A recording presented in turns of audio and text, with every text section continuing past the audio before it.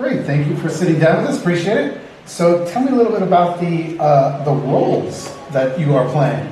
Really good question. Yeah, Ensemble of this show is interesting. We talked about it kind of early on and how there's not really a blueprint. The show isn't done very much, so Ensemble already is pretty like aloof in general as like a concept, but in this show in particular, it's like even less of something to go off of. Right.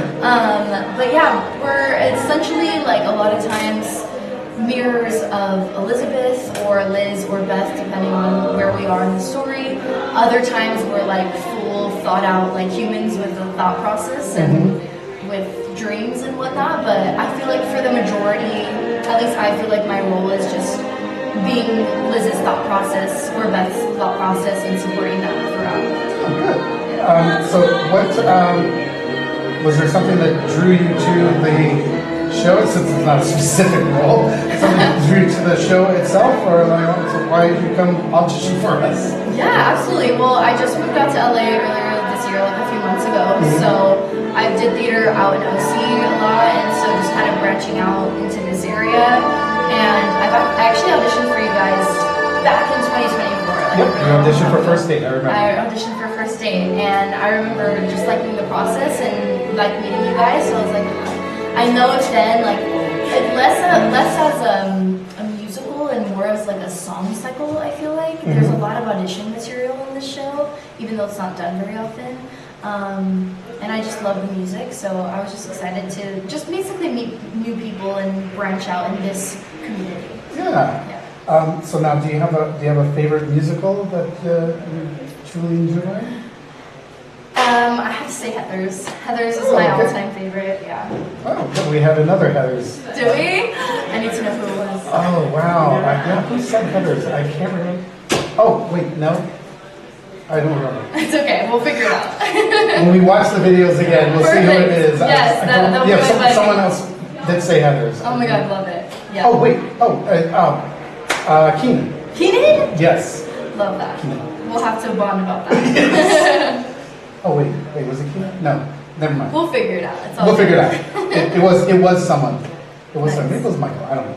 Anyway, yeah. So getting back to something more specific. It's been a long night. Yeah. Now, do you have a dream role or something you've always wanted to play? Whether maybe it's in Heathers or.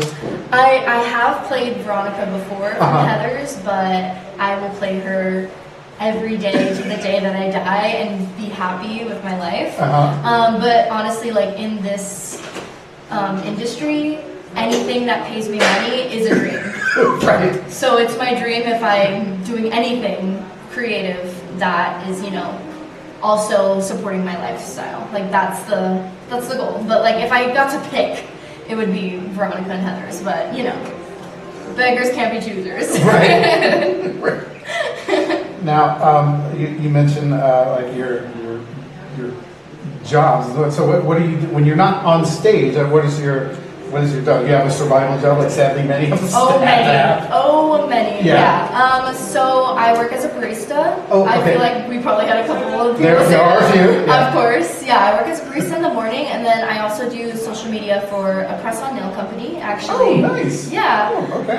So yeah, I make content for them, and then I host their live stream. So I sell product on TikTok Live, and yeah, so it's pretty cool. It's kind of like a fun extra thing to do. But yeah, those are my two jobs. So I'm at the cafe in the morning, and then I'm doing content in the afternoon, and then I come straight here from my second job. So. Oh, wow, that's great. Yeah.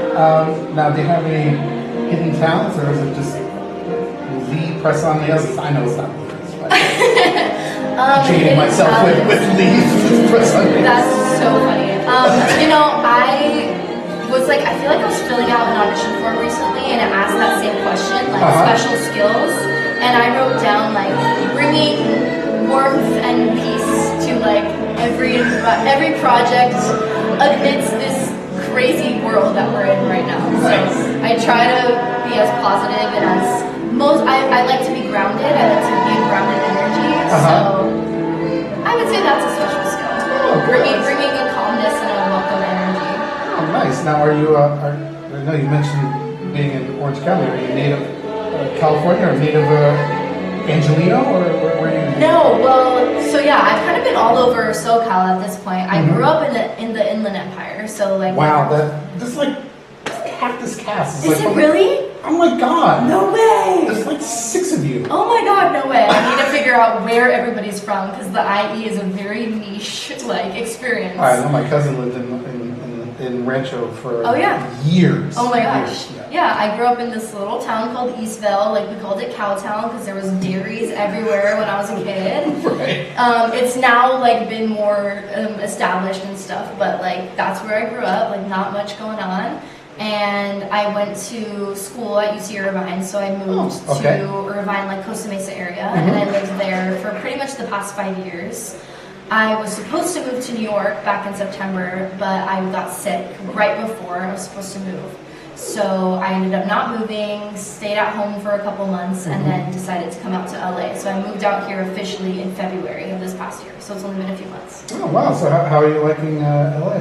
It's an adjustment for sure. It's so different from basically anywhere else I've lived. IE is its own thing, Orange County is its own thing, and LA is a whole other world.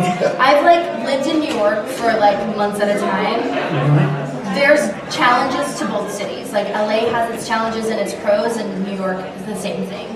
But I'm getting used to it. I think everyone says this, but like the traffic and like how it's like 8 miles, but it takes an hour. That is something that I don't know if I'll ever get used to it, to be honest, but. Lived here all my life, I'm not used to it. I can imagine. Something I really love about LA though is, I don't know, it's so big, but it feels so small with the community. There's a lot of artists here, there's a lot of people making their own small businesses.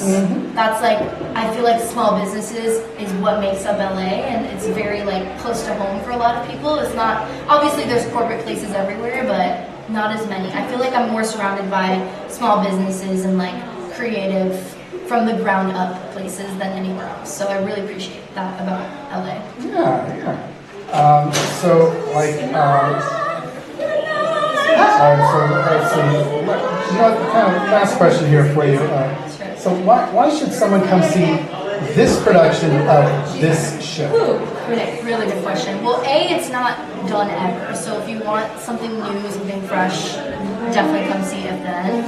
I also think, especially as artists or just literally anyone, it's just relatable because we're always comparing ourselves to other people. We're always contemplating our choices, and I think a lot of people can relate to Elizabeth's experience. I relate to Elizabeth's experience. I'm sure everybody does in some way, shape, or form, thinking about what would have happened if I made this choice versus the choice I did make. And it is a lot. It's a lot happening at once. It takes a lot of focus to like really be on track with everything that's happening, but it's just a relatable story for everybody ever. There's not a single like niche of people that would relate. I think everybody can relate to Elizabeth's story. Thank you so much. Appreciate it.